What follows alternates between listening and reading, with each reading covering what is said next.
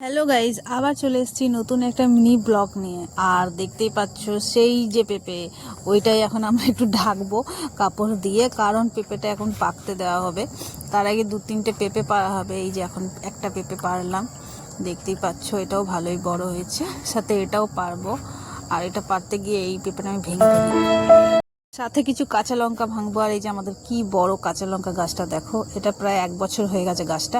তার মধ্যে একটা ছোট্ট পুচকি পাড়া লাল লঙ্কা হয়েছে, বাকি সবগুলো দেখো সব সবুজ হয়ে রয়েছে, একটাও আর লাল নেই।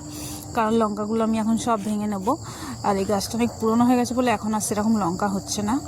আর নতুন নতুন প্রচুর লঙ্কা হচ্ছিল, তো সেরকম ঝালও নেই লঙ্কাটা। তো এখন আমি সবগুলো একটু ভেঙে নিই, এবার আমরা গাছটা তুলে দেবো, ওই জন্য আজকে সব ভেঙে নিচ্ছি। আর এগুলো নিয়ে আমি এখন যাব এক জায়গায় নিয়ে। তো আমার মিনি ব্লগগুলো তোমাদের ভালো লাগলে আমার চ্যানেলটা প্লিজ সাবস্ক্রাইব করে আমার পাশে থাকবে। পরে দেখা